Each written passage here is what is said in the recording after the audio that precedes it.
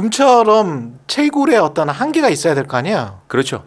그 광산이 뭐 몇 군데 안 된다든가, 그 남아프리카 공화국에서 광산이 갑자기 뭐 개발이 돼가지고 뭐 금가격이 떨어진다든가 그런 일이 없어야 될 거 아니에요. 네.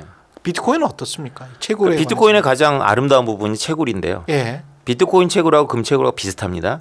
근데 금 채굴은 사실 금 가격이 올라가면 채굴업자가 늘어나면 이론적으로 금도 채굴량이 늘어나요. 근데 비트코인은 채굴량은 안 늘어나요. 고정되어 있습니다. 채굴 난이도가 올라가요. 경쟁이 심해지면. 그러니까 채굴자들이 쓰는 비용이 올라가는 거예요. 그래 한정돼 있습니까? 처음에 만들었던 창시자가 네. 이거를 몇 개까지 한정할 거야라고 네. 해놨습니까? 2,100만으로 되어 있죠. 왜냐하면 그렇게 2,100만이 써놓은 건 아닌데 소스 코드를 보면 예. 4년마다 이렇게 채굴량이 반감이 돼갖고 그래프가 이렇게 수렴이 되는 점근선이라고 하죠. 예. 2,100만 개의 점근에 가는 선이 나옵니다. 예. 그래서 그게 2,140년도가 되면 채굴량이 종료가 되는 거죠. 프로그램상. 자, 그러면 그거를 다 믿는다고 치고요. 저처럼 그럼 믿어도 됩니다. 예, 저처럼 의심이 많은 사람은 그 사람보다 훨씬 더 똑똑한 사람이 나타나서 그걸 해킹을 한다거나 뭔가 그래서 가지고 자기는 많이 가지고 있는데 그거는 점근선을 그대로 놔둔다거나 해서 본인은 비트코인을 훨씬 더 많이 가지고 있을 그럴 가능성 가상으로 없습니까? 똑같은 의문을 가지신 분이 수년 동안 공부를 안 하시고 계속 똑같은 질문을 하시는 분이 있습니다. 유명한 분이 예. JP 모건의 제이미 다이먼 회장님인데요. 다이먼 회장님이 다이먼 회장의 수준이시군요. 그 기자님께서. 근데 아니 그러니까 의심할 수 있어요. 의심할 수 있는데. 왜냐하면 저는 실물을 더 보고 싶거든요. 예, 실물을 보는데 2,100만 개라고 제한이 돼 있다고 하는데 그게 정말로 제한돼 있을지 아니면 인터넷에서 그 수많은 머리 좋은 해커들이 아니면 다른 채굴 열심히 했던 사람들이 야 이게 비슷한 거 똑같이 우리가 만들어 볼 수 있는 거 아니야? 뭐 이렇게 생각할 수도 있을 것 같거든. 부분적으로는 다 맞는 말씀이세요. 예. 그러니까 이게 2,100만 개의 제한이라는 게 예. 영원히 깨지지 않는다. 그건 아니에요. 채굴자들이 합의를 하면 바꿀 수 있어요. 야, 우리가 좀 부족하니까 3,000만 원 늘리자 하면 돼요. 근데 이제 거기에 조건이 있죠. 그것이 이제 그 제이미 다이먼 회장님의 의문에 대한 답이기도 한데 채굴자들이 그 합의를 할 리가 없죠. 왜요? 왜냐하면 채굴량이 중요한 게 아니거든요. 자기네들이 전체 비트코인에 차지하는 비중이 중요한데 전체 비트코인을 늘려버리면 자기네들이 비중이 줄어들어 버리잖아요. 그럼 망합니다, 채굴자들. 그러네. 네, 그래서 그 소스 코드에 들어있는 게 전 세계에 누가 가지고 있지 모를 수만 개의 비트코인 장부에 다 들어가 있어요. 그러니까 아래 한글이나 워드 프로세스처럼 본사에서 소스 코드를 바꿔갖고 이렇게 퍼뜨리는 방식이 아니라 제한이 일어나는 방식이에요. 그래서 비트코인은 이미 수만 개가 동등한 투표권을 갖고 있는 서버들인데 프로그램을 바꾸려면 제한을 해야 됩니다. 근데 그 제한이 아주 합리적인 것도 수렴이 잘 안 돼요. 그래서 블록체인 기술이구나. 그렇죠. 그러네요. 그러면 이미 이제 주주가 된 사람들이 주가 희석 때문에 유상증자를 승인을 못하는 거하고 똑같은 이야기구나. 이게. 네. 그렇게 되면은 값어치가 금이나 기축통화인 달러는 뭐 위기 비슷한 것만 놔도 계속 찍어내 버리니까 나중에 되면 진짜 금 같은 위상을 가질 수도 있겠네요. 금의 위상은 논리적으로 쉽게 올라설 거고요. 블랙락의 CEO인 레리 핑크는 어떤 통화도 넘어설 거라고 말씀해서 그 어떤 통화에는 달러가 들어있겠죠. 야, 이거 재밌구나. 오늘에야 교수님 만나서 오늘에야 제가 좀 설득이 됐어요. 이제까지 한 10년 동안 제가 그러니까 돌 공부한 거지 설득이 안 됐거든.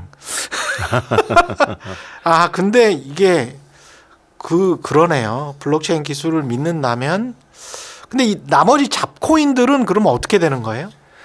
이 잡코인은요. 이게 없어지지 않을 거예요. 그러니까 왜냐하면 잡코인 현상이 없어지지 않을 것 같습니다. 왜냐하면 비트코인은 이미 많이 성장했거든요. 그래서 아무리 불장이 온다고 하지만 이번 불장에서 오태미 너는 몇 배 갈 것 같아? 그럼 제가 쫄리지만 한 10배, 20배 보거든요. 근데 그러면서 말해놓고 댓글 보면 되게 쫄려요. 우리가 시가총이 너무 크니까. 그렇지. 그러니까 비트코인은 많아봐야 10배, 20배잖아요. 아주 적극적으로 해석을 해봐야. 그렇죠. 그래서 인생 역전이 안 돼요. 1,000만 원 넣어갖거나 100만 원 넣어가지고는 뭐 돈은 벌겠지만 인생 역전이 안 되니까 네. 이 불장의 사람들은 이 밈코인 같은 거에 몰립니다. 그런 건 1,000배 되거든요. 아 그렇습니까? 네, 그래서 잡코인들은 네. 근데 이제 위험이 있어요. 왜냐하면 그 잡코인이 수천 개가 되고 그렇지. 거기다가 돈을 똑같이 분산해도 그 중에 하나가 터져도 손실이거든요. 그래서 선택을 해야 되는데 모든 코인은 비트코인 빼고 비트코인보다 뭔가 특화되어 있거나 우월하다고 해서 나온 겁니다.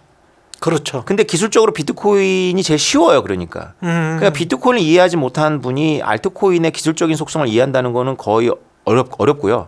더군다나 모든 알트코인은 이더리움을 포함해서 발행자 문제가 있습니다. 그러니까 발행자가 진짜로 그거를 한꺼번에 매도를 치지 않는다거나 예. 생태계보다는 자기의 사리 사욕을 위해 쓰지 않는다라는 보장이 어떤 것도 되어 있지 않죠. 아. 믿어야 되는 문제가 있는 거예요. 아. 보통은 거기서 문제가 생기고요. 예. 여태까지 지난 과거를 보면. 그래서 전문 지식이 떨어지는 분들은 안 하시는 게 좋다고 우리는 권하죠. 그리고 마지막으로 우리 기관 투자가들 있지 않습니까? 네. 삼성전자를 비롯 삼성전자도 지금 저 가지고 있습니까? 혹시 비트코인을? 삼성전자 갖고 있는지 모르겠는데 네. 삼성 그 자산운용에서 자산운용에서는 가지고 있습니다. 홍콩에다 작년 1월에 네. 그 비트코인 선물 ETF를 출시했어요. 아, 그래서 선물 ETF를. 그 규모가 작년 한 해 동안 4배 늘었습니다. 1,000만 달러가 됐는데 관심이 있죠. 국민연금은 삽니까? 국민연금은 비트코인 자체를 산 게 아니라 코인베이스에 투자했죠. 200억 아. 그래서 수익을 많이 냈습니다. 작년에. 이른바 대체 투자로. 네네. 근데 우리나라 국내 법상 지금 행정 지도에 의해 가지고 국민연금뿐만이 아니라 법인들이 비트코인을 접근을 못하게 막아놨어요. 그렇죠. 우리는. 예, 네. 법인이 계좌를 못 열어요. 편법을 써야 돼요. 저도 그 자문을 많이 하는데 대표이사가 편법으로 그냥 개인으로 이렇게 갖고. 개인으로? 근데 그거 나중에 문제됩니다. 횡령이나 이런 그렇겠지. 거. 기록 다 예. 남겨야 되고. 그렇죠. 그런데 이제 우리가 원래 영업일 새벽에 이제 ETF 승인이 나고 나서 바로 그날을 맞이한 거예요. 총재님은 그나마 해도 그만 안 해도 되는 말을 잘 하셨는데 네. 금융위 관계자들은 그날부터 꼬였습니다. 준비 안 돼 있다가 진짜 통과될지 몰랐나 봐요. 그래서 막 비트코인 비난을 막 시작하시고 그리고 현물 ETF 막았는데 뭐 원래 거래되던 것도 막아야 되고 그다음 선물은 왜 안 막냐 말이면서 스텝에 꼬였다가 대통령실로부터 얘기를 한마디 들었거든요. 예. 가타부터 정하지 마라 이런 얘기를 되게 당황하고 지금 그렇지. 계신 거예요. 예. 사실은 인터넷이 그 들어온 다음에 저는 이제 주로 방송에 있었으니까 미국의 증권거래소 SEC 말고 미국의 CFTC요? 미국의 FCC. FCC. 예, FCC. 연방통신위원회. 네. 연방통신위원회에서 기준점을 잡으면 네. 우리나라 그대로 따라가더라고요. 네. 그대로 따라가는데 속도가 몇 년 정도 좀 인터벌이 있어. 늦어. 네. 그게 이제 늘 스탠다드로 이렇게 가는데 미국의 SEC가 어떤 결정을 하면 그러면 우리 금융시장에서 몇 년 후에 따라갈 가능성에 관해서는 좀 고민을 해봐야 되겠습니다. 이 현물 ETF를 이렇게 해버렸으면 승인을 했으면 FCC의 행태는 그랬었고 그게 이제 정보통신과 방송이 결합되고부터는 그런 경향성이 굉장히 강해지고 있거든요.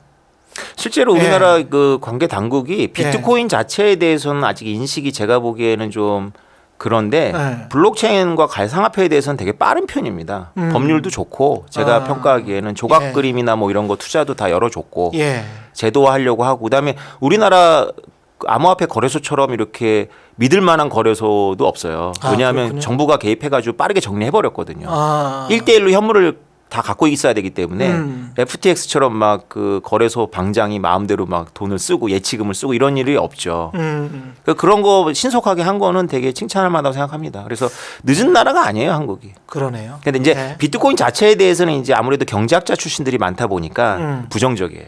확실히. 그럴 수밖에 없을 것 같습니다. 그동안 배워왔던 거하고 전혀 다르니까. 네. 야, 이게 인터넷이라는 게 정말 세상을 엄청나게 바꾸는군요. 그렇죠. 네. 사실 인터넷보다도 한국과 관련이 있는데요. 이 비트코인이 이렇게까지 성장한 모든 배경에는 우리 후손들은 지금 우리 세대를 분명히 모바일 혁명의 시대라고 부를 겁니다. 지금 아프리카도 다 모바일 기기가 1인 1대 이상입니다. 아프리카도. 네, 은행은 없는데 스마트폰 들어가 있거든요. 아. 비트코인이라는 가상화폐는 은행을 거치지 않고 스마트폰으로 그렇지. 안전하게 이동이 되는 그 자산이에요. 그러네. 이것에 대해서 삼성전자 우리나라 전 세계 스마트폰을 가장 많이 팔았던 한때 네. 삼성전자의 보드 멤버들이 인식을 해야 돼요. 이게 과연 기계인지, 아하. 이게 금융인지, 아. 이게 신원 인증인지 그렇지. 고민을 해야 됩니다. 이걸 지금 우리나라는 약간 기계로 보고 있고요. 음. 애플은 제가 말한 것보다 훨씬 더 빨리 가고 있습니다. 애플은 자기네 폰이 신원 인증이라고 보고 있어요. 그렇죠. 그래서 제가 지금 애플 워치가 접속이 안 돼요. 한번 그렇죠. 예, 다른 아이폰으로 인식이 돼 가지고. 맞아요. 예. 애플 세계에 갇히면 그 애플에 이제 허락 없으면 비행기도 못 타고 그럴 수도 있습니다. 그렇죠. 예. 아, 재밌다. 예. 오늘 저만큼 재미있을 것 같은데 마지막으로 하나 그 자산 배분 포트폴리오에서 비트코인 같은 대체 투자는 뭐 딱 금 정도 하는 게 낫습니까? 어떻게 보십니까? 일반인들이 금 별로 안 갖고 있잖아요. 예. 그러니까 그 정도로는 안 되고요. 비트코인은 인플레이션 해지 수단으로 의미가 있고 투자 수익도 봐야 되지만 그래서 저는 지정학적 위기에 너무 필요하기 때문에 아, 그렇다. 네. 한국 같은 경우. 네. 그래서 부동산만큼은 가지기 어렵죠. 우리나라 대부분 자산이 부동산이니까. 80%인데. 그러니까 예. 그거의 반의 반 정도라도 좀 비트코인을 가지시는 게 좋습니다. 여러모로 재밌는 이야기였습니다. 야, 현재와 미래를 같이 사는 느낌입니다. 예, 오늘 경제도덕은 저도 많이 배웠습니다. 건국대학교 블록체인학과 오태민 겸임 교수 그리고 오태민 작가였습니다. 고맙습니다. 감사합니다. 네, 최근의 경제 오도독 단단한 껍질에 쌓여 있는 궁금한 이슈를 들고 다음 이 시간에 다시 돌아오겠습니다. 고맙습니다.